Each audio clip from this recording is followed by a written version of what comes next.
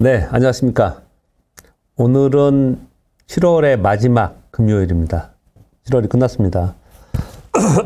시간이 참 빨리 가고 있는데요. 시작하면서 목이 메이네요.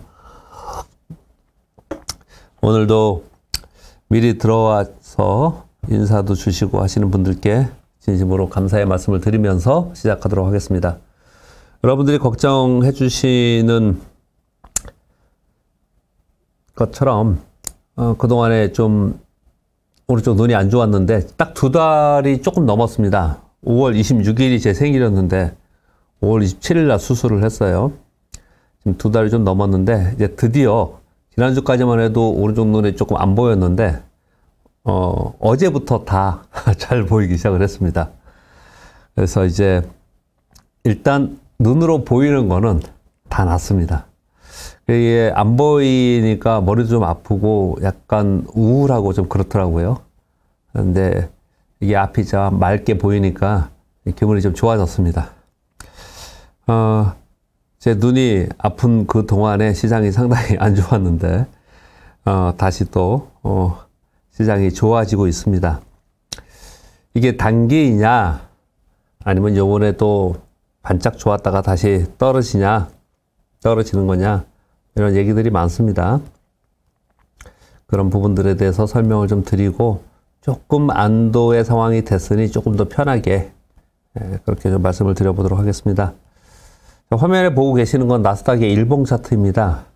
단기적으로 볼 때 저점이 높아지고 있죠. 그러면서 단기적으로 좀 올라갔어요. 근데 이건 단기적인 거잖아요. 왜냐 이제 주봉을 보면은 여전히 하락 추세이고 주봉상의 장기로 하락 추세이고요. 이 하락 추세선 상에 있고 그리고 또 이런 얘기들을 많이 하죠. 소위 엘리엇 그 파동 이론에 의하면 보통 5파동을 얘기를 하죠. 가령 이런 거예요.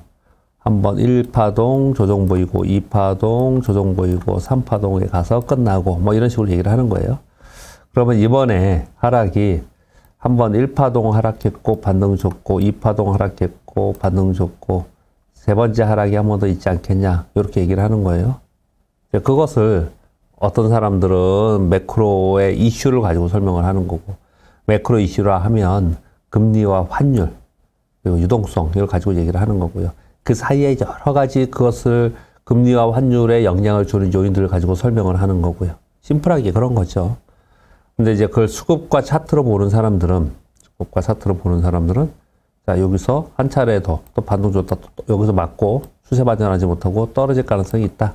이렇게 생각하는 거죠. 그래서 뭐 보니까 지금 지수 인버스를 이제 사는 사람들이 있다라고 표현을 하는 거죠. 뭐 그것도 지금 현재 상황에서는 배제하는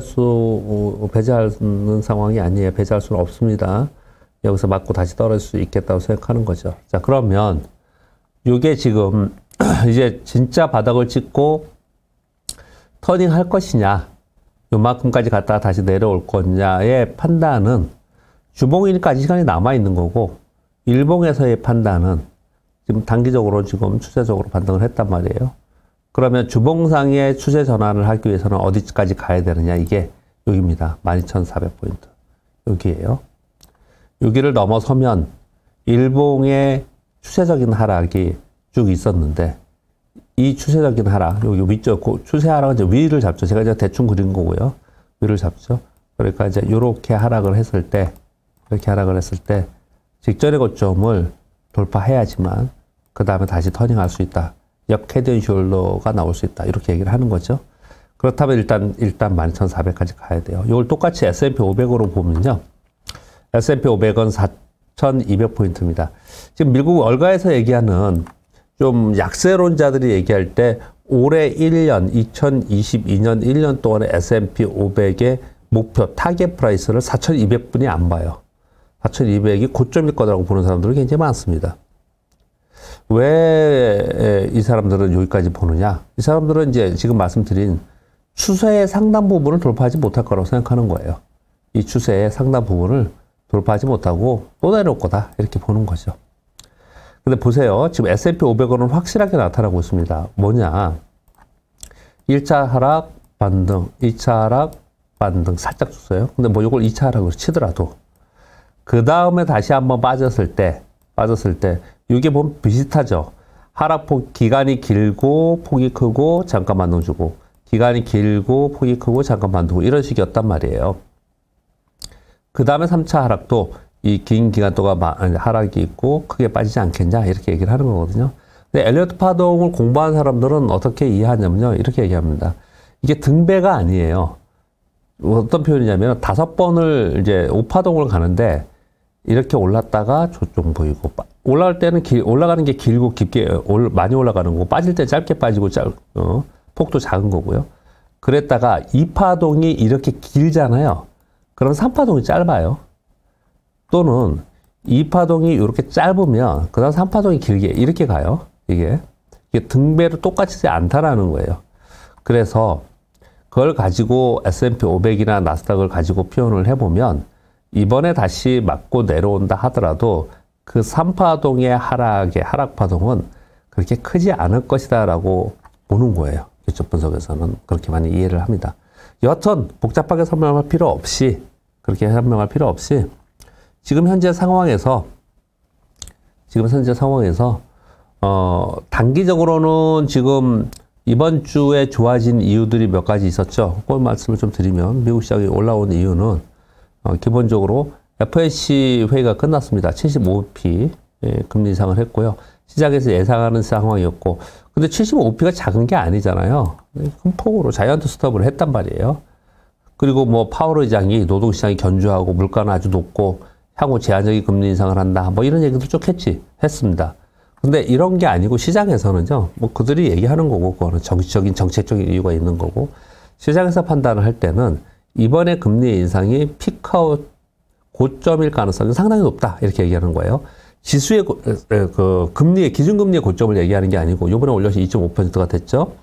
이 75bp를 올렸는데 이 다음에는 언제가 있냐면 이제 다음 달에 없죠. 8월에 9월, 11월, 12월에 있는데 3에서 3.5%를 얘기를 했단 말이에요. 그러면 이후에 금리 인상은 50bp 그리고 25bp 이런 식으로 갈 거라는 거예요.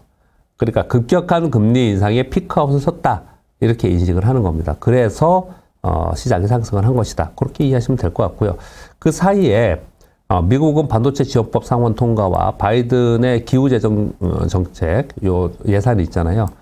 규모는 축소됐지만 이게 통과가 됐습니다. 그래서 관련 섹터들이 상승을 한 그런 모습을 좀 보였고요. 그 다음에 어제 상승한 건 미국의 GDP 속보치가 나왔죠. 마이너스 0.9. 1분기에서 1.6%였거든요. 뭐 그거보다 낮았겠는데 그런 게 아니고요. 이건 역시도 2분기 GDP 속보치가 나왔는데 마이너스 0.9인데 GDP 나오에서는 1.5% 이렇게 얘기를 했잖아요. 그거보다 좀 낮은 부분이 있지만 이것 자체로 경기 침체로 들어간 것은 아니다라고 지금 진화를 계속하고 있습니다. 진화라는 거 불을 끄고 있어요. 바이든 대통령, 옐런 장관, 파월 의장이 전부 다 그렇게 얘기를 하고 있어요. 전미경제협회에서 다른 여러 가지 요인들을 다 봤을 때 경기 침체라고 해야지만 경기 침체이지 이거 가지고 그냥 단언할 수 없다 이렇게 얘기를 하고 있는 거거든요. 그런데 이들이 지금 경기 침체가 아니라고 얘기하는 근거 중에 두 가지를 들었는데 하나는 지금 현재 고용시장이 굉장히 좋다. 그리고 소비 역시 좋다라고 하고 있는데 고용지표는 후행지표이고 소비는 지금 각 기업들이 생산 감축을 가이던스에서 내놓고 있기 때문에 그것은 소비 둔화를 감안하면서 내놓고 있는 거거든요. 결국은 이번에 바이든 대통령이나 옐런 장관이 얘기하는 것처럼 강력한 고용과 소비 때문에 경기 침체에 안 들어간다는 틀릴 가능성이 저는 높다라고 생각합니다. 그럼 큰일 났네요. 경기 침체에 들어가겠네. 이 부분에 대해서는 저는 얕은 경기 침체 그리고 비정상의 정상으로 가는 거다 생각하고 이후에 좀 이따 다시 한번 설명을 드리도록 하겠습니다. 여하튼 GDP 속보치가 나왔는데 이거 자체가 경기 침체에 바로 들어가는 것은 아니다. 그거보다는 지금 당장 경기의 피크아웃, 물가의 피크아웃을 바라보고 시장을 움직이고 있다. 이렇게 이해하시면 될 것 같습니다. 이제 8월에 들어갑니다. 다음 주 들어가면 8월에 들어가는데 8월에는 FOMC 회의가 없습니다. 금리 이슈가 없어요. 그리고 8월 10일 전후로 7월에 CPI가 나오는데 7월에 CPI는 떨어지겠죠. 둔화되겠죠. 왜냐? 지금 유가가 떨어지고 있고 상품 가격도 떨어지고 있고 하기 때문에 특히 미국의 지금 주택 지표들이 굉장히 좋지 않습니다. 그럼 떨어지겠죠. 주식시장이 참 웃기죠. 주택 지표나 이런 건 경기가 좋아질 때 좋아지는 거고 지금 이게 떨어진다는 경기가 안 좋아지고 있다는 건데 경기가 안 좋아지는 것을 시장에서는 지금 호재로 받아들인다는 거예요. 왜냐? 물가 때문에 그렇다는 거죠. 그러면 8월에는 지금 7월 말에 있었던 이번 주에 있었던 기업의 실적들 그리고 FOMC 회의, GDP 속보치 이런 것으로 인해서 반등을 줬어요. 그랬다가 이제 반등 주고 좀 주춤하겠죠. 매물이 나오겠죠. 오늘 새벽에 끝난 미국 시장을 보면은 아침 마이너스까지 가잖아요. 그럼 매물이 좀 나오겠죠. 그런 매물이 나오면서 또 조정을 보이다가도 또 8월에 발표될 7월에 CPI가 딱 나오면 시장은 그것으로 인해서 재차 한번 이제 상승할 수 있다라는 거죠. 그래서 8월의 상승에 대한 기대감이 굉장히 높습니다. 그 탄력에 의해서 이번 주에 강세를 보이고 있다. 이렇게 이해하시면 될 것 같습니다. 그렇게 돼서 어디까지 갈 거냐? 판단해 본다면 나스닥이 11,400포인트 그리고 S&P 500이 4,200포인트 요거를 넘어서면 그때 또 시장의 이 분석가들은 어떻게 할지 요것도 두고 볼 만하죠. 뭐라고 또 설명을 할지. 왜냐하면 지금 S&P 500을 보고 계시는데요. 이게 만일 이 추세선이잖아요. 이게 하락 추세선은 음봉의 상단 부분을 걷는 거고요, 여러분. 음봉의 상단 부분을 걷는 거고 그리고 상승 추세는 양봉의 하단 부분을 걷는 거거든요. 이렇게 하단 부분을 걷는 거예요. 이 하락 추세의 상단 부분이 4,200이에요. 근데 4,200을 만약에 넘어섰다. 그러면 이거 하락 추세의 이 주봉으로 봐도 하락 추세선을 넘어서면서 이거 하락 추세를 마무리하는 거 아니야? 이런 얘기가 나올 수도 있다는 거지 않습니까? 그렇죠? 그런 게 있기 때문에 이 지수는 굉장히 중요하고 어디까지 갈 것인가 굉장히 중요한데 일단 목표치 S&P 500의 4,200포인트, 나스닥의 12,400포인트를 넘겨놓고 그리고 나서 조정이 어느 정도 되는지를 지켜봐야 되고 그 얘기는 지금 현재 상황에서는 거기까지는 갈 가능성이 상당히 있고 그리고 그 이후에 조정폭이 작다면 추가적으로 꺾어서 올라갈 개연성이 있기 때문에 지금 현재 상황에서는 기대할 만하다. 이렇게 얘기를 좀 많이 하고 있는 겁니다. 지금 빗들입니까? 이분께서 연준은 CPI가 아니라 PC를 보면서 긴축을 조절하겠다고 했습니다. 연준은 CPI가 아니고 PC를 더 중요하게 생각하고 PC를 가지고 발표를 합니다. 금리 조절을 합니다. 그러나 과거에 그렇게 했고 지금도 여전히 PC를 더 중요하게 생각하는데요. 지금은 실물 경기의 침체를 얘기를 하고 있기 때문에 보다 직접적인 실물 경기의 체감 지수는 PC보다 CPI가 더 체감 지수가 높죠. 왜냐하면 에너지와 식료품이 있기 때문에. 그래서 지금은 CPI를 굉장히 중요하게 생각을 합니다. 약간 다르다. 그렇게 보시면 됩니다. 그러면 지금은 거기까지 목표하는 지수까지 가려고 노력을 한다. 그리고 8월에는 금리 이슈도 없고 CPI 둔화도 있고 그런 부분들이 좀 있기 때문에 기대를 좀 해본다. 그 정도까지 설명을 좀 드렸습니다. 그렇게 말씀을 드리겠습니다. 자, 미국 시장이 그랬고요. 우리 시장은 좀 실망스럽죠? 실망스럽다. 우리 시장은 약해요. 상대적으로 되게 약합니다. 물론 환율의 이슈도 있고 여러 가지 이슈가 돼 있습니다. 근데 지금 제가 보기에 환율이 지금 1,300원 아래로 떨어졌잖아요. 그리고 최근 들어서 외국인들이 좀 사지 않습니까? 어제 4,000원에 샀고요. 오늘도 지금 보면 현재까지 한 1,000원 정도 사고 있지 않습니까? 근데 이렇게 상대적으로 약한 이유는 일단 첫 번째 이유는 국내 기관들이 팔고 있기 때문에 그래요. 근데 국내 기관들이 파는 것은 두 가지 측면이 있습니다. 하나는 개인들이 돈을 빼기 때문에 그렇긴 해요. 투시나 뭐 펀드나 이런 데들은 개인들이 돈을 빼면은 팔아야 되기 때문에 그런 부분도 있고요. 또 한 가지는 월말이잖아요. 월말에 국내 기관들은 매도하는 경향을 가지고 있습니다. 시장 약세 구간에서는. 왜냐면 이제 정리하고 리베리싱하고 넘어가거든요. 그래서 종목별로 보면 어떤 종목은 막 급등하고 요즘에 보면 어떤 종목은 못 올라가고 그리고 멀쩡히 지금 실적도 좋다 그러고 향후 성장성이 좋다, 이익 성장이 좋다라고 해서 잘 가던 놈인데 요즘에 보면 이번 주에 그냥 매물이 막 나오는 종목들이 있어요. 기분 나쁘죠. 이거 좋다고 했잖아. 실적도 좋다고 하고 잘 가던 놈인데 이거 뭐 굳이 팔 필요가 있어? 그런데 왜 이렇게 매물이 나와? 이런 것들은 거의 대부분 리밸런싱에 의해서 매물이 나오고 있는 겁니다. 그래서 상대적으로 좀 약한 흐름을 좀 보여주고 있고요. 우리 시장은 이런 거예요. 미국하고 비교를 했을 때 우리가 주도주하고 후발주에 대해서 설명을 자주 드리고 있는데요. 그 특성을 좀 알아야 되는데 주도 스타트를 여기서 해요. 제일 먼저 상승을 하고 많이 올라가는 주도주가 있으면 우리 왜 각 섹터의 주도주라는 게 있잖아요. 그 주도주를 따라서 다니지 않습니까? 그런데 이렇게 많이 가면은 특히 제약바이오나 테마는 주도주하고 후발주에 대한 개념을 확실히 아셔야 됩니다. 이게 이렇게 많이 가는 동안 후발주는 얘가 가는 걸 보고서 얘 처음에는 못 따라가요. 그래서 얘가 한 2쯤 가면은 그때부터 스타트하기 시작을 합니다. 그래가지고 쭉 따라 올라가요. 그래 놓고 그러니까 후발주들이 수익률이 만약에 주도주를 놓쳤다면 후발주에서 수익률이 좋을 수도 있거든요. 그런데 어떤 위험이 있느냐? 주도주가 요만큼 빠지면 얘는 그냥 왕창 빠져버려요. 그래서 하락할 때는 손실폭이 훨씬 큽니다. 훨씬 커요. 그러니까 주도주가 먼저 오르는 걸 확인하고 후발주가 쫓아 올라간다는 거예요. 그런데 떨어졌단 말이에요. 다시 올라갈 때는 얘네들이 얘가 요만큼이라고 올라가서 안정화된 걸 보고 나서 얘가 또 따로 간단 말이에요. 그래서 얘가 확실히 안정화가 돼야지만 얘는 올라가고 그리고 올라가는 폭이 훨씬 더 크기 때문에 이익의 폭이 훨씬 더 크기 때문에 또 후발주도 거래하는 사람들도 있어요. 근데 거의 대부분의 우리 개인 투자자들은 주도주를 거래해라라고 정석이죠, 그게. 왜냐? 주도주들은 상승했다가 조정을 보일 때 조정의 폭도 좀 작고 나중에 올라갈 때도 더 많이 올라갈 수 있기 때문에 그렇습니다. 물론 주도주가 바뀌는 경우가 생깁니다. 한 섹터 구간마다 어떤 때는 뭐 차화적이었다가 어떨 때는 내수주에 있거나 또는 제약바이오였다가 어떨 때는 반도체였다가 이게 주도주가 바뀌어요. 이렇게 바뀌는 경우는 이제 우리가 굉장히 조심해야 되고 굉장히 어려운 부분이에요. 어떤 흐름은 그렇다고 표현을 드리는 건데 지금 제가 지수를 말씀드리면서 그렇게 설명을 드리는 이유는 미국하고 우리 한국 지수가 그렇다라는 거예요. 미국 지수가 스타트해서 미국 지수가 훨씬 많이 올랐잖아요. 우리나라보다. 근데 우리나라 이렇게 따라가다가 얘가 이렇게 빠지면 우리 시장 빠져요. 더 많이 빠져요. 그래갖고 올라갈 때 반등은 얘가 더 세게 가요. 반등을 해요.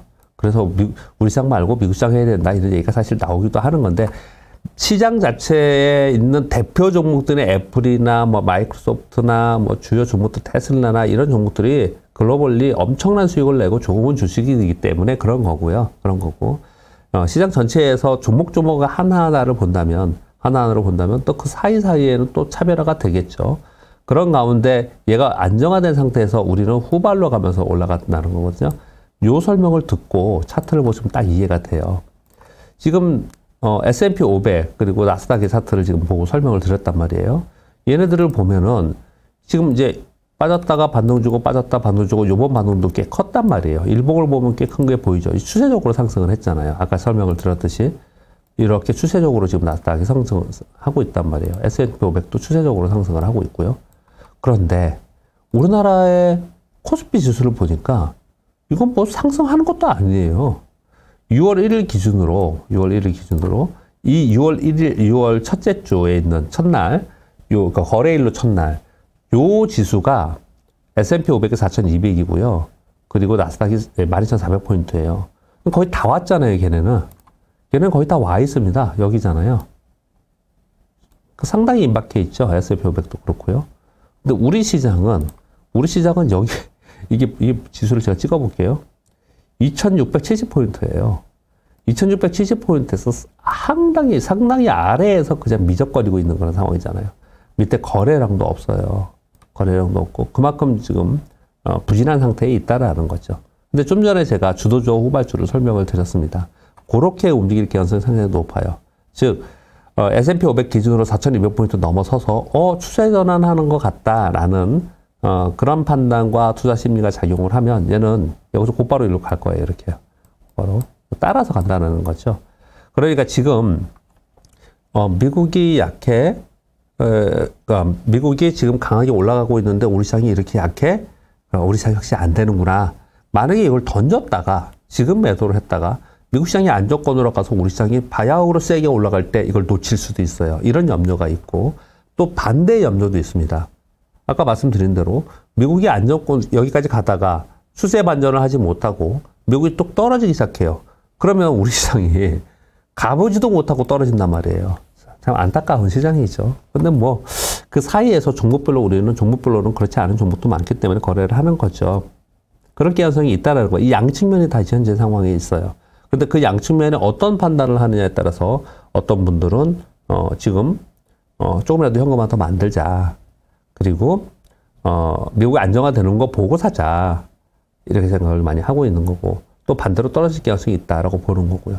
또 어떤 분들은 미국이 여기서 수제 전환할 가능성이 높아졌어. 특히 8월에는 올 하반기에서 8월은 높아졌어. 그렇다면 그 수제 전환하고 우리 시장이 힘차게 한번 가는 그때 내가 팔더라도 팔아야 된다라고 해서 지금 기다리거나 보유 현금으로 주식을 좀 사거나 이렇게 서로 다른 거죠. 투자 판단은 항상 다른 거예요. 투자 판단이 일치할 수는 없습니다, 여러분. 왜냐? 투자 판단이 일치하면 거래가 됩니까? 모두 다 좋다고 해서 매수하기만 하면 매도자가 없으면 거래가 안 되는 거잖아요. 투자 판단은 다르기 때문에 거래가 되는 거예요. 여하튼 간에 우리 시장이 상대적으로 약한 모습을 보여주고 있는데, 우리 시장이 상대적으로 약한 건 코스피에서 그런 거지 코스닥은 그렇지 않아요. 코스닥은 미국 시장보다는 현재 약하게 나타나고 있지만 코스닥의 월봉을 한번 보시면요. 그리고 주봉을 한번 보시면 이 폭이 사실 이번 하락의 폭이 큰 거지, 코스닥에 보시면 나스닥하고 비슷하게 생겼죠. 보시면 얘도 상승 하락 상승 하락 상승 이렇게 갔다가 헤드앤숄더를 만들고, 그렇죠?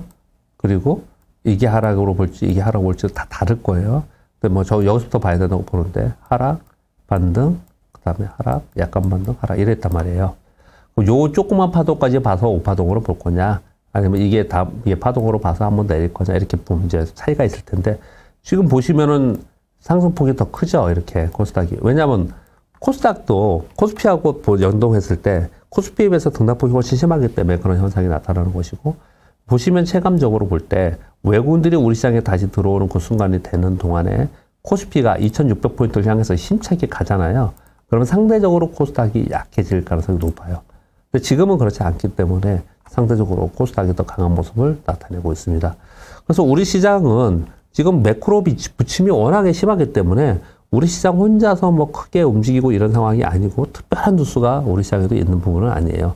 그냥 다만 우리 시장은 첫 번째 미국이 안정화됐느냐 요거 확인하는 거하고, 두 번째 환율 안정화되면서 외국인들이 들어오냐 안 들어오냐, 그것에 따라서 대형주가 움직이냐 안 움직이냐, 요 두 번째.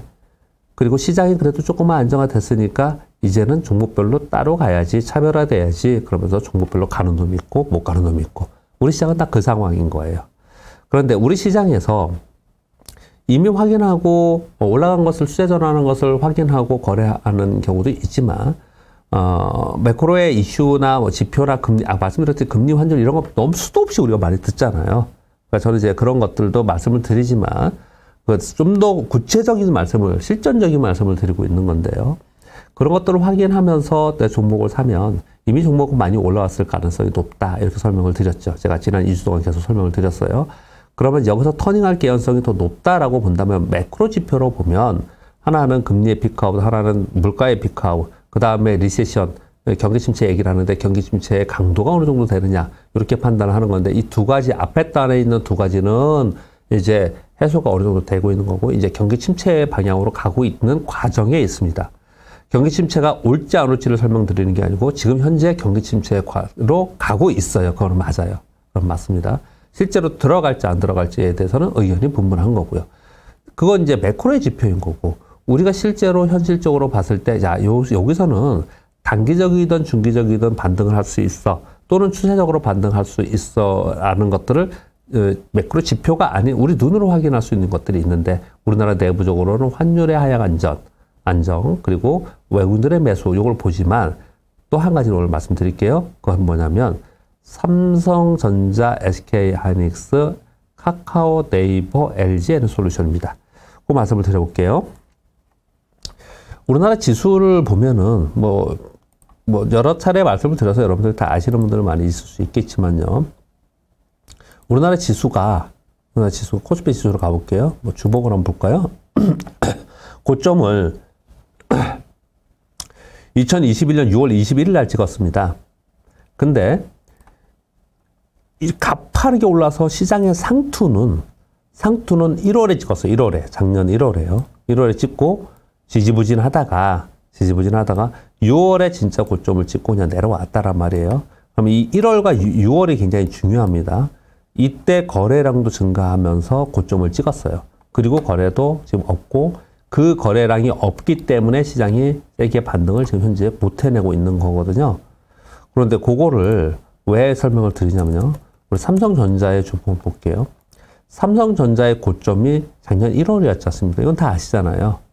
이건 그때 거래량이 크게 실리면서 고점을 확실하게 이거는 여러분 다 아시죠? 거래 실리면서 윗골이 달린 음봉, 확실한 고점의 신호를 줬습니다. 제가 말씀드린 제 매매 기술에 매도 1신호를 확실하게 줬어요. 매도 1신호를.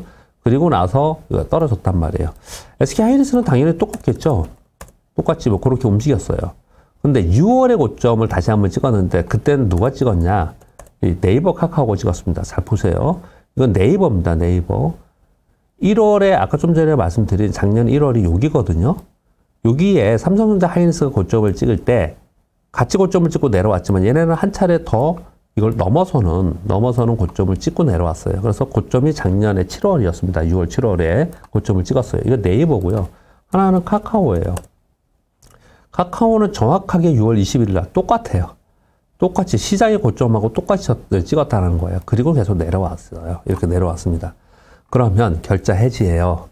얘네들이 고점을 찍으니까 내려왔구나. 왜냐하면 얘네들이 그 전에 주도주였기 때문에 그랬거든요. 주도주였기 때문에 얘네들이 고점을 찍으니까 내려오는구나. 그러면 이 시장이 다시 터닝을 하려면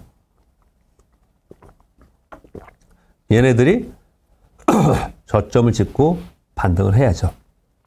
주도주가 바뀌더라도 전에 주도주였던 얘들이 적어도 바닥 형성을 해야 된다는 거죠. 그래서 요즘에 이 주봉상으로는 아직 안 되어 있어요. 삼성전자 다시 돌아가 볼게요. 삼성전자 주봉을 보면 아까 지수하고 똑같이 보더라도 얘 주봉을 보면 얘가 이 상투는 이 음봉의 위쪽 윗고점을 본다고 말씀드렸어요. 여기는 이렇게 됐었고 여기는 이렇게 됐었어요. 이걸 돌파하지 못했잖아요. 그런데 일봉을 봤더니 최근에 삼성전자의 저점 55,700원부터 올라가는 게 저점을 높이면서 올라가고 있는 거잖아요. 그래서 우리 이런 거를 어떻게 표현하죠? 단기 저점을 찍었다. 중장기로는 아직 더 봐야 된다. 이렇게 구분해서 표시를 하거든요. 그래서 단기 저점을 찍은 걸로 얘들이 삼성전자가 보여주고 있어요. 그러니까 시장의 분위기가 달라진 거거든요. SK하이닉스 역시도 그런 모습을 보여주고 있습니다. 여러 가지 악재들이 나오고 어저께는 모 증권사의 반도체 우리나라의 뭐 최고 권위자라고 얘기하는 그 애널리스트가 SK하이닉스의 타겟 프라이스를 낮췄죠. 목표 주가를 낮췄습니다. 그러면서 이게 상대적으로 약한 거거든요. 반도체 쪽이 약한 거는 뭐 여러분 더 설명 안 대로 다 아실 거고요. 단기적으로 메모리 가격이 떨어진 부분도 있고, 그리고 중장기적으로 중국과 미국과 경쟁에 대한 어려움이 닥칠 수 있다. 뭐 여러 가지들을 얘기를 좀 하고 있는 상황이에요. 그런 상황 속에서 얘는 지금 이제 떨어지고 있어요. 그렇지만 아무튼 SK하이닉스도 삼성전자와 같이 저점을 찍고 저점을 높여가면서 올라가는 그런 모습을 좀 나타나고 있었단 말이에요. 삼성전자가 헤드앤숄더라고 볼 수 있냐고요? 역헤드앤숄더로. 역헤드앤숄더를 아까 말씀드린 대로 단기적으로 보세요. 요 안에서만 보면 빠졌죠.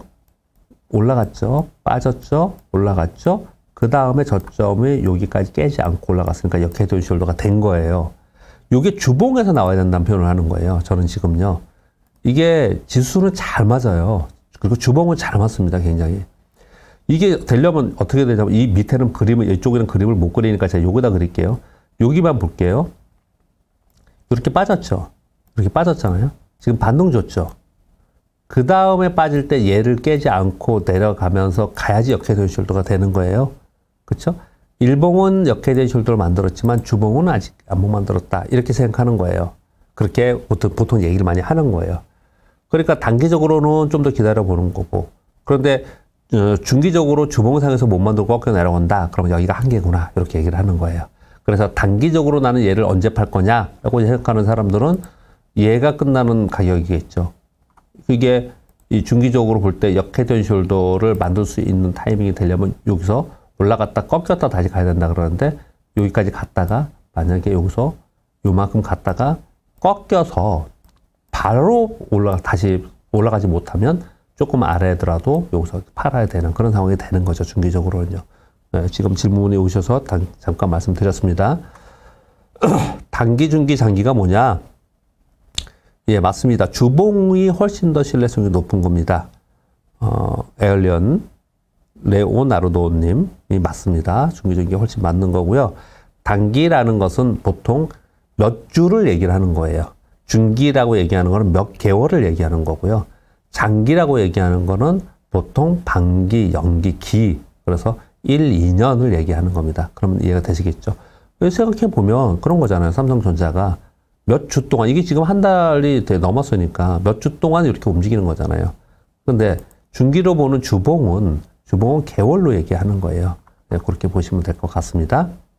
근데 지금 삼성전자와 SK 하이닉스가 단기로 저점을 찍은 모습을 나타내고 있었단 말이에요. 그런데 시장이 강하지 못한 건 그 다음에 결제 해지라고 표현을 드렸잖아요. 뭐냐? 카카오가 지금 보시면 얘가 저점 찍었다고 볼 수 있어요? 얘는 그냥 여기 있는 거잖아요. 카카오가. 그리고 네이버가 여기 그냥 있는 거잖아요. 근데 저는 오늘 이걸 의미 있게 봅니다. 이거 지금 오늘 7월의 말이잖아요. 전 8월을 기대할 수 있는 근거 중에 하나가 전 이거라고 생각합니다. 삼성전자, 아까 제가 작년을 얘기했잖아요. 삼성전자와 SK 하이닉스가 고점 찍고 내려왔어요. 그리고 나서 네이버, 카카오가 고점을 한번 더 찍고 내려왔어요. 요번에 저점은 삼성전자 하이닉스가 먼저 저점을 찍고 터닝했어요. 근데 얘네들은 하지 못했단 말이에요. 근데 오늘 드디어 네이버가 5.67% 오르면서 지금 거래 실리면서 양봉을 만들어주고 있어요. 카카오도 같이, 지금 카카오는 그거보다는 약해요. 이거는 여러분 다 아시죠? 카카오하고 네이버는 같은 섹터에 들어있지만 하는 일의 그 기업의 전략도 다르고, 그리고 이 얘기를 할까요 말까요? 정치적 이슈도 있습니다. 얘네 둘은 정치적 이슈도 있어요. 그래서 카카오가 지금 상대적으로 약합니다. 그런데 얘들 둘이가 아까 삼성전자와 SK 하이닉스처럼 얘가 터닝해서 저점을 높이면서 위로 올라가는 모습이 나타난다. 이게 위로 지금 올라가고 있잖아요. 오늘 지금 올라가려고 시도를 하고 있잖아요. 그런 모습이 나타나면 야, 이거 단기 저점을 찍는 게 거의 확실시 되는구나. 이렇게 판단해 볼 수 있는 겁니다, 여러분. 그렇게 할 수 있는 거예요. 그게 제가 그냥 만들어 놓은 이론이 아니고 역사적으로 이 주식시장에 있었던 수십 년, 거의 100년에 가깝게 과거에 있었던 사람들도 시황을 판단할 때 시황의 지수와 주도 종목이 서로 크로스 체킹해서 얘들이 서로 같이 주봉상에 터닝하는 모습이 나타나면 고점을 찍고 저점에서 터닝하는 모습이 나타나면 저점을 확실히 찍는다. 이렇게 얘기를 많이 했던 거예요. 또 하나 말씀을 드릴게요. 자, 직전에는 삼성전자하고 지난 11월에 작년 말에 막 그냥 이 열풍이 불어서 올라갔을 때 삼성전자, SK 하이닉스 그리고 네이버, 카카오가 주도였습니다. 얘들의 주도였어요. 그런데 이후 빠지고 나서 지금의 주도가 새로운 게 하나가 생겼습니다. 새로운 게 생겼어요. 그게 뭘까요? 제가 물 잠깐 마시는 동안 질문 한번 해볼까요? 오랜만에 오늘은 그게 뭘까요? 삼성전자, SK하이닉스, 네이버, 카카오 요 네 종목을 크로스체킹 하는데 요번에는 하나를 더 크로스체킹 해야 됩니다. 하나를 더 크로스체킹 해야 돼요. 뭐냐?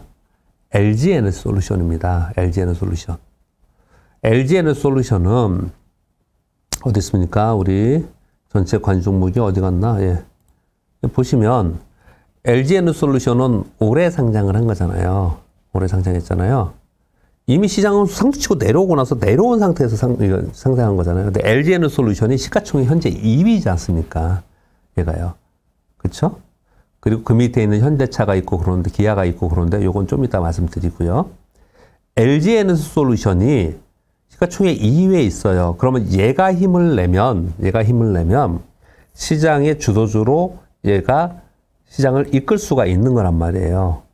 그래서 LG에너지솔루션에 제가 지금 안 치려고 자꾸 그러는데 그럼 쳐야겠네요. 여기다가 타이핑을 안 하려고 그랬는데, 자, LG 에너지 솔루션. 얘를 보면요. 얘가 상장 후에 뭐, 따상 만들고 뭐 해서 뭐 이렇게 된 거잖아요. 그리고 나서 계속 이러고 있지 않습니까? 그쵸? 얘가, 이게 지금 45만원 선이잖아요. 45만원을 넘어서 가면 이 밑으로 안 갑니다, 얘. 안 가요, 밑으로. 넘어서면서 가는 모습이 나타나면, 아, 삼성전자 하이닉스는 지금 단기바닥 만들었어. 카카오 네이버 만들려고 지금 폼 잡고 있어. LG에너지솔루션도 이렇게 만들었어. 그러면 지수는, 아, 요번에 저점을 찍고 가는 거구나. 그게 단기로 보는 사람이 있고 중기를 좀 더 기다려야 된다라고 하겠지만, 얘 5개가 전체적으로 저점을 확실하게 찍고 간다. 그러면 시장의 저점에 대한 확신이 훨씬 더 높아지는 거죠. 그렇게 이해하시면 됩니다. 요번에 그렇게 이해하시면 될 것 같습니다. 내가 이런 종목을 있냐 없냐가 떠나서 시장을 지금 설명을 드리고 있는 것입니다. 이번 주에 이슈가 되는 것들 중에서 여러분께 꼭 말씀드리고 싶은 것들, 시황에 연관된 것들 몇 가지 말씀을 드릴게요. 지금 시황에 어떤 흐름이 될 것이냐에 대해서는 개략적으로 이 정도 말씀드리면 이해 다 되셨잖아요. 그렇죠? 네, 그런 가운데 시황의 이슈가 되고 우리가 꼭 알아야 되는 거 몇 가지만 텍스트로 말씀을 좀 드려볼게요. IMF에서 경제 성장률 발표를 했는데 세계 경기를 3.6%에서 3.2%로 낮췄습니다. 이건 낮아지는 게 정상입니다. 저는 그렇게 생각합니다. 경기 침체되고 경기 둔화되는 게 왜 정상이냐? 이따가 좀 말씀드릴게요. 아니야, 지금 말씀 그냥 할게요. 그냥 말씀드려볼게요. 왜 이걸 정상으로 보느냐? 재밌는 거 하나 말씀드릴게요, 오늘이요. 저는 이 얘기를 자주 드리고 있습니다. 자주 드리고 있는데. 경제 성장률이, 자, 요거부터 먼저 보여드릴까요?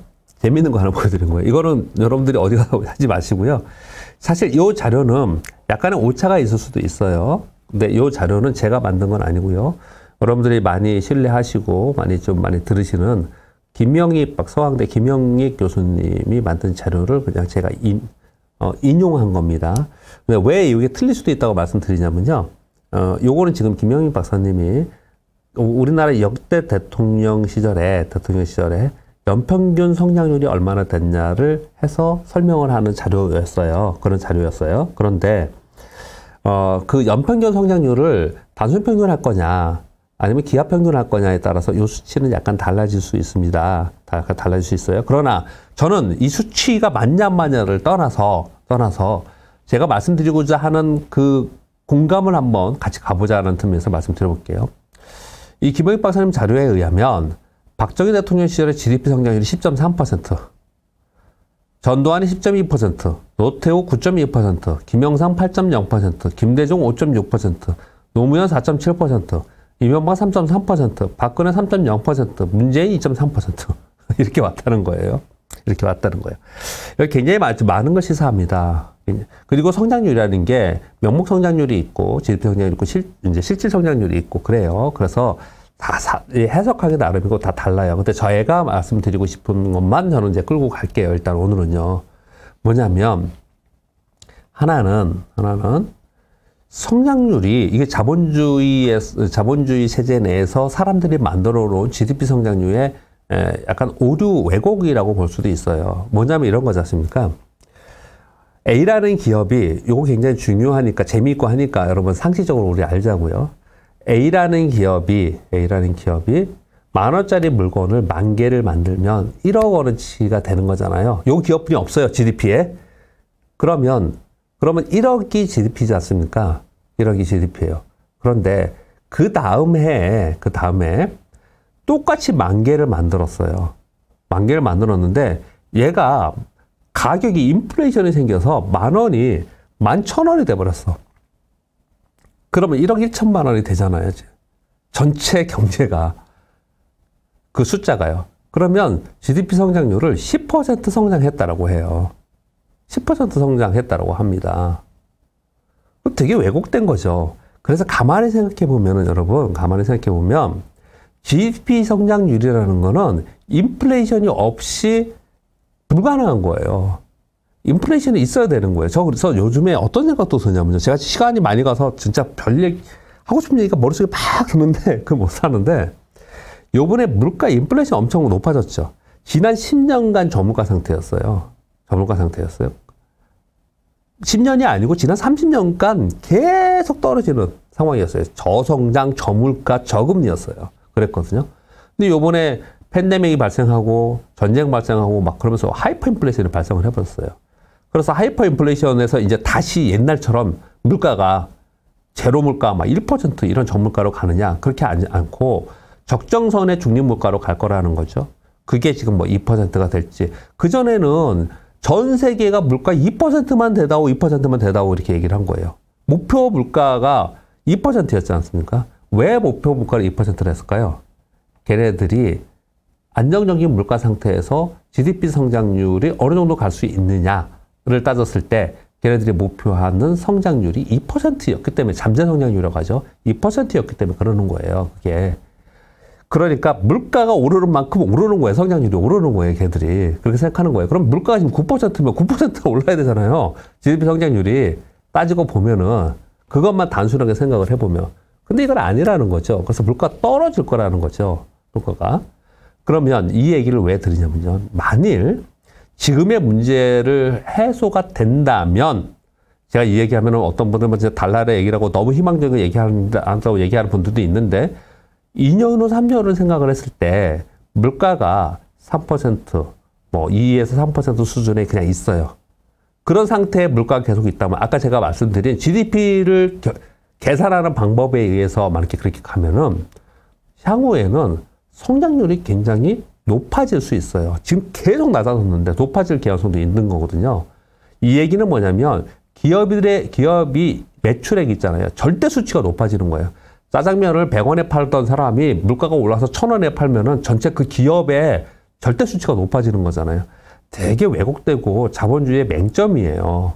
너무 길게 얘기했습니다. 그렇게만 그냥 우리 그 정도만 생각을 해보고요. 그동안 생각해보고 가만히 이걸 생각을 해보면 가만히 이렇게 생각을 해보면 그래서 이제 늘 그런 얘기를 하잖아요. 어떤 정권이 들어와서 어떤 대통령이 된다고 하락하던 경기를 그냥 상승으로 바꾸거나 상승하던 경기를 하락으로 바꾸지는 않고 전체적인 경기 사이클 속에서 하락하던 경기를 하락의 폭을 방어하거나 상승하던 경기를 더 좋게 하거나 아니면 또 잘못된 대통령이 와서 상승하던 경기 사이클인데 그 상승을 남들은 10% 하는데 우리는 조금뿐이 못하거나 이러한 정도 차이가 발생을 한다는 거죠. 전반적으로는 계속해서 성장률이 낮아지고 그것 때문에 물가도 낮아지고 그것 때문에 금리도 계속 낮아졌다는 거죠. 금리가 낮아졌다는 거는 제가 여러분께 자주 보여드렸습니다. 그 다음 한번 보세요. 이건 뭐냐면 미국의 정책금리와 10년 만기 국채수익률이에요. 보시면 1970년대에 보면은 정책금리가 7%대였어요. 그 다음에 9%에 있다가 5%, 2.7%, 0%대로 계속 내려왔습니다. 계속. 10년 만기 국채 수익률도 내려오고 그리고 정책금리도 계속 내려왔어요. 최근의 10년이 아닙니다. 계속해서 그랬습니다. 똑같이 이거는 성장률이 떨어졌기 때문에 그렇다는 거죠. 그래서 우리는 지금 굉장히 두려워하는 건 뭐냐면 물가가 이렇게 높고 물가가 높은 만큼 성장률이 따라가는 이런 것들을 지난 수십 년간 경험하지 못했단 말이에요. 그래서 굉장히 앞으로 힘들 것이라고 얘기하면서 굉장히 비판적이고 비관적인 이론이 나오는 배경입니다.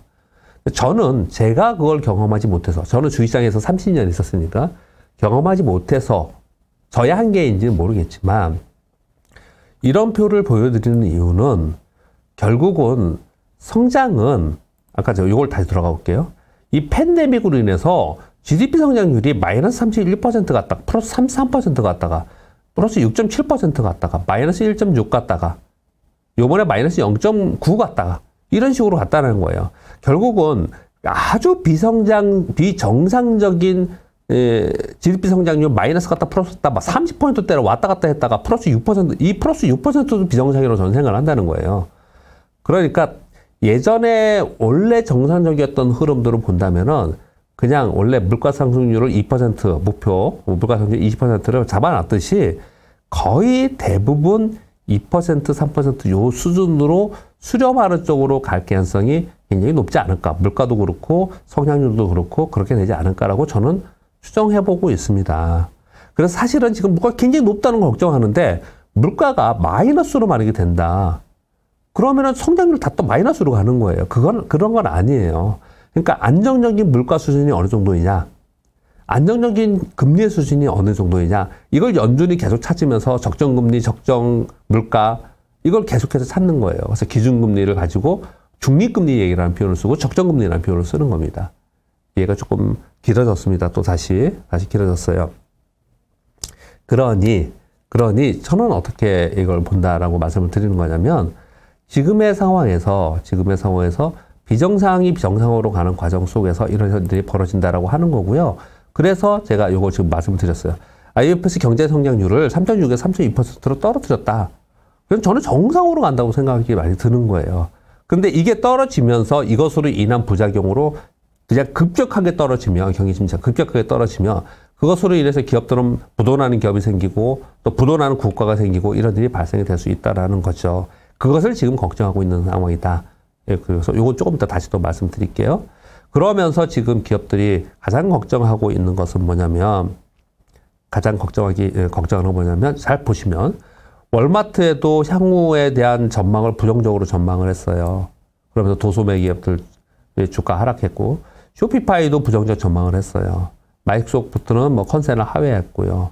GM도 컨센을 하회했고, 그리고 애플과 아마존은 호실적을 얘기를 했지만 애플도 감안을 한다고 있고 아마존도 감안을 한다고 하고 있어요. 전반적으로 향후에 이제 뭘 설명을 드리려고 하자면요. 자, 이걸 가볼게요. 순서 없이 그냥 가보겠습니다. 여기에 제가 그걸 안 가져왔네, 그걸. 차트 하나를 안 가져왔는데 요걸 설명을 드려볼게요. 지금은 어떤 상황이 있냐면요. 잘 가만히 생각해 보시면 금리 인상과 양적 기축에 대해 걱정을 했어요. 미국의 전망은 약 3.0에서 3.5%는 연준에서 얘기를 하고 있고 월가에서는 3.5에서 3.8% 얘기를 하고 있습니다. 근데 지금 보면 국채 수익률이 하락하고 있죠. 이미 3.4%까지 올라갔다가 하락하고 있어요. 그래서 금리 인상은 피크아웃 했겠다 이렇게 얘기를 하고 있는 거고, 이 다음 남은 게 양적 긴축인데 양적 긴축은 연준에서는 보수적으로 하겠다라고 지금 얘기를 하고 있습니다. 그러니까 요 부분이 지금 지나갔어요. 여기가 지나갔습니다. 그 다음으로 넘어갈게요. 인플레이션이에요. 인플레이션은 팬데믹과 러시아 전쟁 이 두 가지로 있었단 말이에요. 그래서 공급망 이슈가 되면서 엄청난 하이퍼 인플레이션이 됐어요.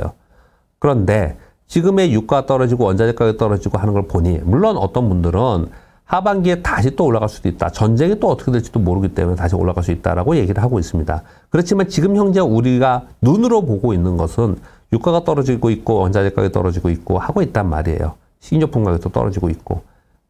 그렇기 때문에 지금 7월 CPI와 7월 PC는 이미 꺾였잖아요. 이런 것들이 피크아웃 됐을 가능성이 아주 높다. 점차 안정화될 것이다. 라고 지금 얘기를 하고 있는 거예요.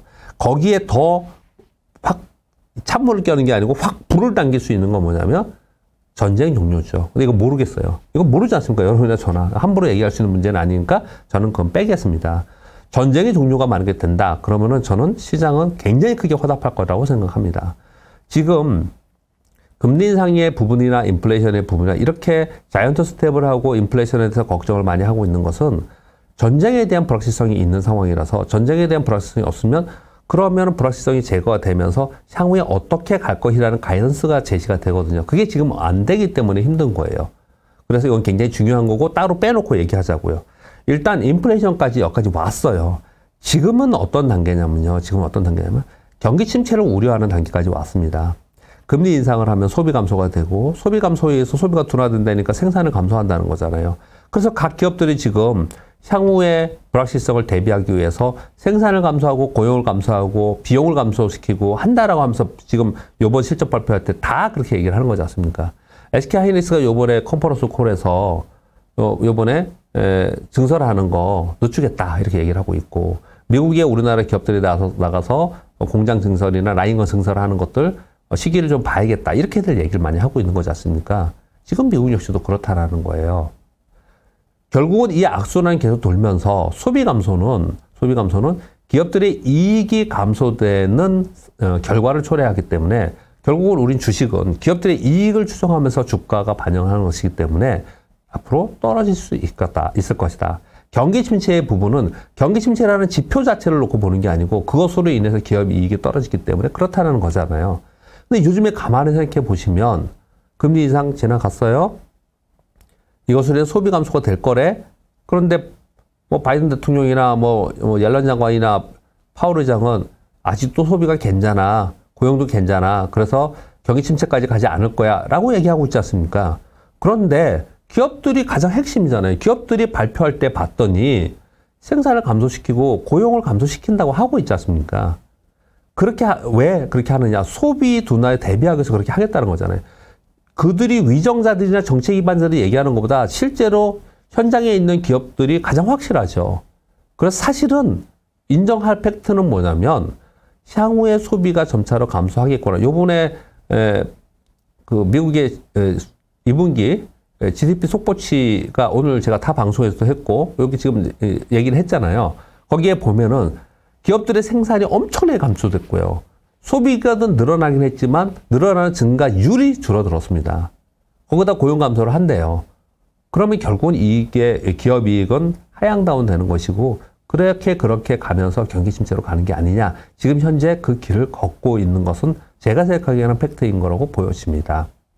그럼 이제 걱정스러운 거잖아요. 그래서 그것 때문에 과거의 경우로 볼 때는 경기 침체로 가고 나중에 이것으로 인해서 시스템 위기까지 갈 수 있다라고 얘기를 하고 있는 거예요. 지금 현재는 여기까지 와 있는 거예요. 여러분 여기까지 와 있는 겁니다. 여기서 그 다음으로 지금 여태까지 경험적으로 봤을 땐 여기서 다시 꺾어서 경기 침체를 방어하지 못할 거야. 결국 위기로 갈 거야. 지금 스리랑카 부도 났잖아요. 터키, 아르헨티나, 브라질 또 지금 다시 어려워지고 있지 않습니까? 또 이탈리아 어렵다고 하지 않습니까? 그러니 결국은 또 다시 과거처럼 인간들이 우리 사람들이 하는 짓이 그것을 방어해내지 못하고 이제 다시 꺾어질 거다. 이렇게 얘기하면서 내년도에 걱정을 많이 하고 요번에 베어마켓 랠리가 되면서 올라온다 하더라도 다시 한번 크게 꺾일 것이 남았다라는 이론적 배경이 되고 있는 것입니다. 그것을 완전히 배제할 수는 없어요. 그렇지 않습니까? 우리가? 완전히 배제할 수는 없어요. 그러나 또 한편에 지금 그들이 얘기하는 그렇게까지는 가지 않을 거야라고 얘기하는 사람들의 이론적 배경은 뭐냐? 지금 얘기하는 고용이 좋다, 소비가 좋다는 저는 믿기진 않아요. 그건 믿기진 않는데 기업들이 굉장히 빠르잖아요. 기업들이 컨센이 바뀌면 되는 거거든요. 생산을 지금 감원을 하고 생산을 줄이고 이런 것들 있잖아요. 이런 것들이 바뀌면 되는 거지 않습니까? 그런 것들이 바뀌기 위해서는 소비가 보니까 둔화되지 않아. 여전히 소비가 탄탄하네라는 게 전제되어 있어야 되거든요. 소비가 탄탄하려면 어떤 주머니 사정이 좋아야 되잖아요. 돈들이 있어야 되지 않습니까? 그들이 돈이 그냥 있기 위해서는 또 고용이 그대로 있어야 되고 또 임금이 빡히지 않고 그대로 있어야 되고 이런 것들이 되어 있어야 되는 거지 않습니까? 그럼 소비가 감소되지 않기 위해서는 금리 인상이 어느 정도 돼서 거기서 멈춤이 나타나야 되는 거잖아요. 금리가 더 이상 안 오를 거야. 이런 것들이 좀 돼야 되잖아요. 그리고 씀씀이가 지금 줄어드는 이유 중에 하나는 하이퍼 인플레이션 때문에 그러는 거잖아요. 인플레이션 엄청나게 높기 때문에 그러지 않습니까? 그러면 물가가 안정이 되고 금리를 올리는 것들 이제 피크아웃 되면서 안정화되면은 소비가 감소되는 그 감소가 점차로 줄어들면서 안정적인 소비가 될 수 있다. 그렇다면 생각하는 것보다는 소비가 괜찮네. 그러면서 기업들은 감원하거나 또 생산 설비 감축하는 것들을 그럴 필요가 없겠구나. 이제 해야겠다. 이렇게 바뀌면 거기까지 안 가겠죠. 더 어려운 데까지 안 가겠죠. 지금은 그냥 그 단계에 있는 거예요. 이렇게 사실 경기지표 얘기하고 이런 얘기하면 너무 길어져서 제가 오늘은 그런 얘기를 좀 빼려고 그랬는데 또 뉴스를 설명하다 보니까 또 거기까지 말씀을 드렸습니다. 여튼 간에 지금 그런 상황 속에서 여기까지는 왔는데 이런 상황 속에서 베어마켓 랠리이든 아니면 기대감이든 간에 시장은 전체적으로 좀 더 지켜보자. 그 사이에 시장을 한번 올라가 보자. 여기까지는 와 있는 상태에 지금 되어 있습니다. 고용을 감소하는데 소비가 그대로 갈 수 있을까요? 근데 고용만 갖고는 할 수 없으니까. 저도 지금 말씀드리기를 고용 때문에 소비가 줄을 수 있겠다. 이렇게 지금 말씀을 좀 드렸습니다. 그래서 그걸 걱정을 한다. 이 말씀을 좀 드렸어요. 자, 아까 뉴스로 다시 가겠습니다. 시황에 관계된 뉴스이니까 그냥 말씀을 좀 드렸어요. 지금 요번에 실적 발표한 사람, 기업들을 봤더니 거의 대부분 향후의 경기 침체와 소비 둔화에 대해서 대비하는 그런 게 계속해서 발표가 좀 됐어요. 그러니까 이제 그 부분을 우리가 감안을 하면서 지금 가고는 있구나라고 생각하면서 시장을 쳐다보고 있다. 그렇게 말씀을 드리고 있는 것입니다. 자, IMF 경제전망 보고서에 보면 미국을 하향을 많이 했어요. 그래서 미국이 지금 걱정이 되고 있고 미국이 이렇게 떨어지고 된다면 결국은 다른 나라들 취약국들은 어렵지 않겠냐. 이런 뉴스가 이번 주에 굉장히 중요했었고요. 우리나라도 보면요. 우리나라 GDP 성장률이 서비스업 때문에 서비스업이 어떤 거냐. 우리들이죠. 여러분과 우리가 의류, 신발, 오락문화, 음식, 숙박에 많이 썼어요. 지금 김포공항에 가면은 과거에는 할리데이, 금요일 날이 박짝박짝 돼가지고 뭐 비행기표가 없고 막 그랬잖아요. 지금은 그냥 에브리데이 없대요. 에브리데이. 그래서 이제 민간 소비가 많이 증가했어요. 한 3% 정도 증가했어요. 그래서 요번에 플러스 0.7로 왔지만 결국은 전 세계적인 매크로의 경기 침체에서 벗어나지 못할 것이다. 그래서 좀 낮아질 거다. 이렇게 얘기를 많이 하고 있습니다. 그리고 미국의 GDP 속보치 아까 설명을 좀 드렸죠. 여기 보면은 지금 제일 걱정스러운 건 뭐냐면 제조업의 투자가 큰 폭으로 감소하고 있고 개인 소비 지출이 증가가 좀 감소하고 있다는 부분들을 봤을 때는 결국은 경기 침체의 지표로 하나하나 가고 있는 것들은 눈에 보이고 있다. 그래서 지난주에 제가 뭐라고 표현을 드리냐면요. 아까 제가 말씀드리기를 여기까지 위기까지 가느냐 안 가느냐의 문제는 강력한 소비가 줄면서 전체적인 그 경제 자체가 탁 침체기로 들어가는 거기까지 가기 전에 연준이 빨리 금리를 올려서 그 다음부터는 금리가 더 이상 올라가지 않은 상태에서 인프라 정책이나 재정 정책이나 쓰면서 경기 부양 정책을 쓸 수 있는 운신의 폭이 가는 데까지 빨리 가야 되는데 누가 더 빨리 가느냐의 달리기의 싸움이다. 이렇게 표현을 좀 드렸습니다. 그 달리기를 하는 과정이기 때문에 결과가 나와 있지 않기 때문에 시장은 그 사이에서 반등을 모색하면서 지금 올라가고 있는 구간이다. 이렇게 이해를 좀 하고 있는 것입니다. 자, 거기까지 뉴스를 말씀드릴게요. 그래서 전망 정리해서 말씀드리면 이런저런 말씀을 드렸고 여러분들이 다 아시는 내용들이지 않습니까? 많이 아시는 내용들을 쭉 설명을 좀 드렸는데 그냥 정리해서 말씀을 드렸고요.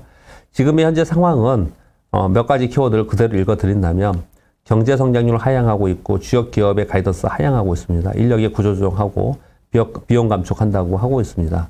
그런 가운데 잠재 성장률도 하향하고 있어요. 전형적인 경기 침체의 우려를 반영하고 있는 상황이에요. 자, 그러면 이런 것들을 반영하는데 시장은 반등을 주고 있단 말이에요. 그럼 그 사이에서 우리는 뭘 해야 되겠느냐 생각하는 거예요. 이렇게 말씀을 드리겠습니다. 제가 오늘 자료를 안 가져와서 텍스트로 말씀을 드릴게요. 두 가지의 포인트를 말씀을 드리겠습니다. 그러니까 어떤 주식을 가지고 있어야 되고 어떤 주식에 지금 신규로 투자해야 되느냐를 설명을 드리면 이렇게 보겠습니다. 지금 기업들은 물건을 만들어서 팔아야 되는 거고 팔려고 하다 보니까 소비가 안 사니까 줄인다는 거잖아요. 그렇죠?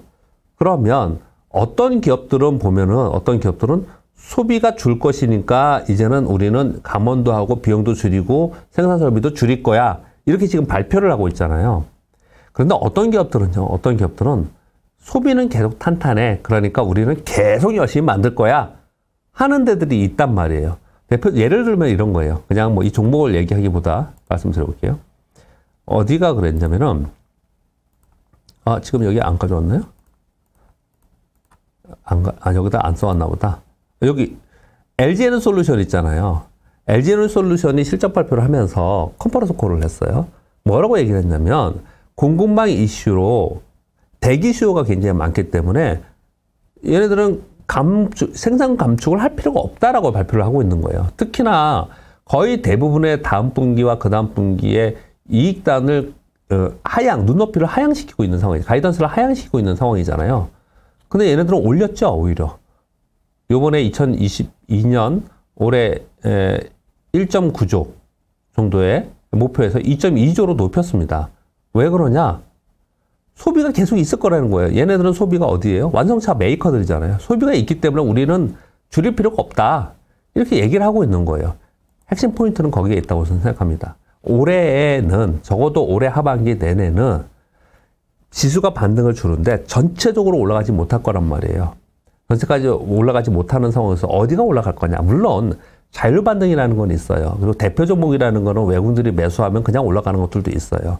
그러나 그냥 그 기본적인 핵심 포인트는 뭐냐면 소비가 확실하게 있어서 생산을 줄이지 않는 섹터, 않는 기업을 들고 있으면 괜찮다는 거죠. 저는 그렇게 본다는 거죠. 그래서 지난주에 설명을 드렸는지 모르겠지만 지금 현재 가장 확실하게 그게 눈에 보이는 쪽은 일단 자동차 섹터예요. 자동차 섹터요. 그래서 자동차 섹터에서는 꼭 완성차의 내연기관 차만이 아니더라도 그것도 지금 현재 수요가 대기되어 있지 않습니까? 그래서 공장 만드는 거를 줄일 필요가 없잖아요. 물론 부품이 없어서 못 만드는 거예요. 부품이 없어서. 근데 경기가 안 좋아지면 수요가 줄지 않겠냐. 그건 그 다음 얘기고 지금은 공급보다 수요가 더 많은 상황이잖아요. 그러니까 계속 만들어내는 거죠. 자동차를요. 근데 저는 자동차만 말씀을 드리는 게 아니고 항상 어떻게 말씀드리냐면 모빌리티, 미래 차를 통틀어서 얘기를 하자는 거죠. 그래서 내연기관차는 어느 정도 되면 이제 꺾이겠지만 전기차가 들어가 있고 자율주행이 들어가 있고 전장 부품이 들어가 있고 UAM이 들어가 있고 얘네들이 전부 다 들어가 있는 거고 카 인포테인먼트라는 건 뭐냐면 AR, VR이 거기 들어가는 거예요. 그래서 얘네들은 수요가 있다라는 거예요. 그래서 수요가 있는 거에서 우리는 해보자라는 게 첫 번째 제 포인트고요. 두 번째 포인트는 뭐냐면 세상이 암만 어려워도 경기가 아무리 어려워도 꼭 써야 되는 소비해야 되는 것들이 우라카미 군이가 얘기하는 항상 역금융 장세에서 얘네들이 봐야 된다라고 얘기하는 것이 지금 말씀드린 소비가 꼭 있어야 되는 쪽을 얘기하는 거예요. 우라카미 군이는 그때는 뭐 제약 얘기하고 필수 소비재 얘기하는 거, 음식료 얘기를 한 거예요. 그런 소비가 있단 말이에요. 근데 꼭 소비하지 않아도 되는 것들 있잖아요. 야, 어려운데 앞으로 경기가 어려워진다는데 내가 돈 쓰지 말고 조금이라도 더 챙겨놔야겠다. 지금 방만하게 투자했던 것들 좀 정리하고 현금을 만들어놔야겠다. 이렇게 한다면 그래서 주식시장이 가장 먼저 빠지는 거거든요. 부동산이나 다른 데, 채권이나 이런 데보다. 현금화하기 쉽기 때문에 또 소비도 똑같다라는 거죠. 그렇게 지금 당장 쓰지 않아도 될 거 좀 줄여도 되는 쪽, 이런 쪽은 어려울 거다라고 얘기를 지금 하고 있는 거예요. 그게 지금 제가 얘기한 게 아니고 미국의 기업들이 주요 빅테크들의 기업들이 실적 발표를 하면서 그들의 가이던스에 IL에서 가이던스의 컨퍼런스 콜에서 그렇게 얘기를 하고 있는 거예요.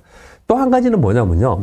그렇게 어려워도 소비할 수밖에 없는 것도 하나의 포인트지만 아무리 어려워도 사회가 그쪽으로 변화하고 있어요. 이걸 우리 구조적 사회 변화라고 하지 않습니까? 구조적 사회 변화가 되면서 그쪽으로 가고 있는 데들은 계속 경기가 침체기에 가도 성장을 할 거라는 거예요. 그냥 딱 생각할 때 그런 게 어떤 게 있을까요? 지금 보면은 고임금이 되고 그리고 한편으로는 감원을 한다고 하면서도 또 한편으로는 인력난에 막 있고 그랬단 말이에요. 불과 얼마 전에도 IT 인력난 때문에 엄청나게 고생을 많이 하고 그래서 IT 소프트웨어 회사들이 실적들도 안 좋고 되게 안 좋았어요. 근데 앞으로 임금이 이만큼 올라와 있지 않습니까? 경기도 안 좋아요.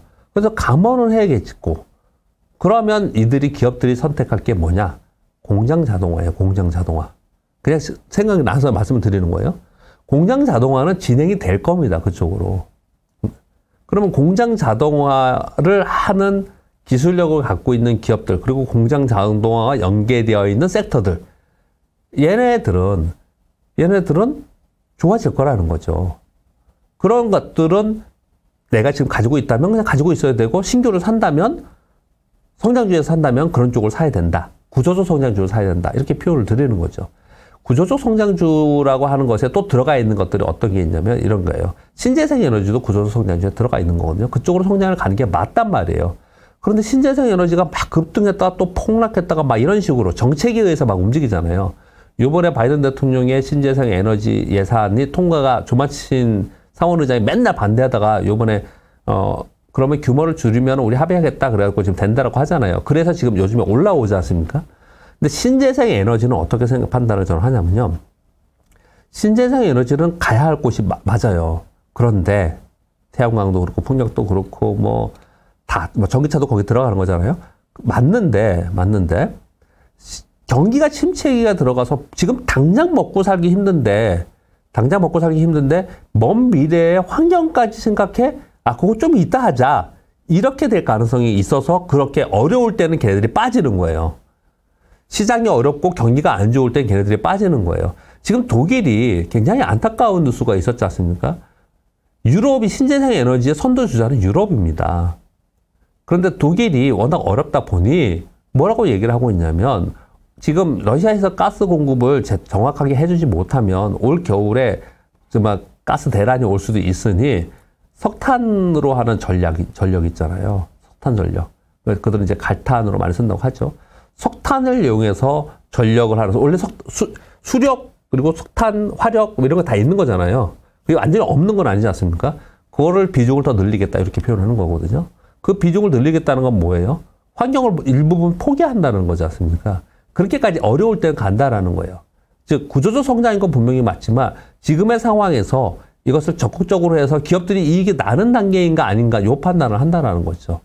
그래서 하나는 두 가지 축을 얘기한 겁니다. 하나는 기업의 이익이 늘어나는 한 축을, 소비가 확실하게 있는 축을 보는 거고, 하나는 사회 구조적 변화에서 확실하게 얘는 성장할 것을 이렇게 지금 가져가야 된다는 거죠. 그 사이에 있는 거거나 또는 소비하지 않아도 되거나 아니면 먼 미래에 있는 거거나 이런 것들은 시장이 어려울 때, 그리고 경기가 어렵다고 할 때는 더 크게 두들겨 맞거나 반등할 때도 반등이 상당히 약할 수 있습니다. 그렇게 보시면 어떤가 생각을 합니다. 뭐 시황 부분은 그렇게 이제 차별화돼서 움직일 거라고 생각을 좀 하고 있고요. 그래서 일단은 미래 차 쪽으로 좀 많이 보시는 게 어떤가 생각하고요. 지난주하고 똑같은 얘기입니다. 저는 그래서 차 쪽하고 차하고 그리고 인프라 투자 계속 하고 있기 때문에 인프라 관련된 설비 투자, 기계 건설 여기 있잖아요. 여기 하고요. 그래서 이제 몇 가지에 확실하게 있는 것들만 딱 해가지고 그냥 들고 있어야 되는 그런 상황이 아닌가 이렇게 생각을 하고, 들고 있다가 아까 말씀드린 대로 차트상으로 삼성전자 하이닉스나 아니면 네이버 그리고 LG엔솔 이런 게 꺾어 올라가면 내가 더 길게 들고 있는 거고, 시장이 좋을 때는 길게 들고 있어야지 수익률을 극대화시킬 수 있는 거잖아요. 근데 지금 차트도 보고 주봉상으로 봤더니 거기를 돌파하지 못하고 S&P 500이 4,200에 돌파하지 못하고, 그리고 뭐 나스닥 마리스 400을 돌파하지 못하고 우리나라 지수도 밑에서 미적거리다가 다시 꺾인다. 그렇다면 길게 가져갈 수 없는 거잖아요. 근데 뭘 가지고 있던 간에 내가 요번에 올라갈 때 수익률을 추구하기 위해서는 지금 당장이 아닌 먼 것들을 바라보면 안 된다. 당장의 것들을 바라봐야 된다. 이렇게 판단을 좀 하고 있는 상황입니다. 오늘은 얘기하다 보니까 제가 뜬구름 없는 얘기하는 거 되게 싫어하는데 약간 뜬구름 없는 얘기 한 꼴이 된 것 같아요. 그런가요? 여러분 들으시게요? 그건 잘 모르겠네. 질문 몇 가지 받도록 하겠습니다. 뜬구름 없는 얘기가 됐나? 공감이 되면 되는데.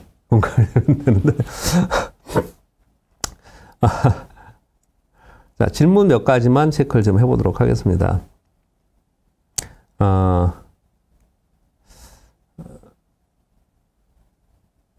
레오다는 놈이 뭐 다른 의견을 주셨나요? 왜요?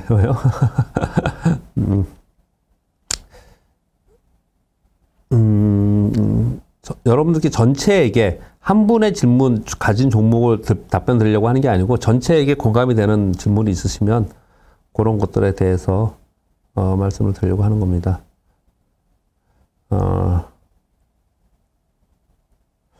뭐 2차 전지 얘기가 좀 있으셨고, 다른 질문이 제가 설명을 막 하다 보니까 이걸 눈으로 보지 못해갖고요. 위에 있는 질문까지는 못 봤는데 오늘은 특별한 질문이 없으신 것 같으네요. 그러시네요. 특별한 질문이 없으시네요. 오늘 좀 약간 전체적인 상황을 좀 얘기를 했고요. 그리고 지금 현재에서 내가 뭘 가지고 있고 뭘 좀 신규 투자를 해야 되냐라는 쪽을 말씀드렸고, 그리고 종목은 지금 5가지 종목을 말씀드렸어요. 이 5가지 종목이 꺾고 올라가면은 괜찮을 거다 말씀을 좀 드렸고요. 그리고 섹터와 종목은 어떻게 선택의 기준을 잡아야 되느냐 정도를 말씀을 좀 드렸습니다. 네, 그 정도만 좀 말씀을 좀 드릴게요, 오늘은요. 그리고 여러분들 특별한 질문은 없으셨고요. 그리고 늘 말씀드리지만 지난주에 1,300분이 들어오셔갖고 채팅창에 들어오셨고, 질문도 주셨고, 또 응원도 해주셨는데, 오늘은 100분이 더 들어오셨네요. 그래서 1,400분이 들어오셔서 응원해 주시고 들어주셔서 진심으로 감사드립니다. 많은 분들이 들어오셔서 응원해 주시고 그러면은 더 열심히 하게끔 되어 있죠. 그래서 여러분들께 또 의견을 좀 드리고 싶은 거는 저희 회사 리서치 센터장님으로 계시는 김영혁 센터장님이 굉장히 아이디어도 좋고 좋은 방송을 매일 해주시고 계십니다. 그리고 우리 교보TV 머니템 방송에서 이 관련 스태프들이 굉장히 노력을 많이 하고 있습니다. 닥터케이도 지금 이제 준비하고 있고, 제가 지금 하고 있는 거 있지 않습니까? 향후에는 셀럽을 모셔다도 하고, 이런 얘기들을 하고 있더라고요. 열심히 이제 고군분투 하고 있는데, 결론은 뭐겠습니까? 구독자 이렇게 많이 늘지는 않아요. 전에 한번 제가 구독 좀 해주세요. 그래가지고 한번 조금 늘었는데, 딴 데 가서도 얘기하고 막 그랬는데, 완전히 멈춰 있어요. 지금 거의 두세 달 멈춰 있는 것 같습니다. 그래서 조금씩 여러분들이 귀찮으시더라도, 구독, 좋아요, 이런 게 도움이 된다고 하지 않습니까? 전 시스템은 잘 모르겠고요. 그냥 구독자 수는 좀 있으면 일하는 사람들이 좀 더 힘을 낼 수 있지 않을까요? 그렇게 생각을 합니다. 그래서 여러분들이 조금씩 도와주셨으면 합니다. 이제 7월 지났고요. 7월 지났고 8월이 됩니다. 근데 8월에 물론 또 가봐야 알겠지만 현재 상황에서는 8월이 상반기보다 하반기가 좋고 그리고 7월에 분위기 좀 잡았습니다. 그래서 8월에 어떻든 지수가 많이 올라가지 않는다 하더라도 종목별로는 제각길 가는 종목들이 분명히 발생을 할 거고 지수도 지금보다는 일정 정도 더 추가적으로 오를 수 있는 그런 8월을 현재 예상 또는 기대하고 있습니다. 그렇게 바라보면서 요즘에 날씨도 굉장히 덥고 그리고 휴가 시즌인데 건강관리 잘 하시고 좋은 건강한 모습으로 다음 주에 또 뵙도록 하겠습니다. 진심으로 감사드립니다.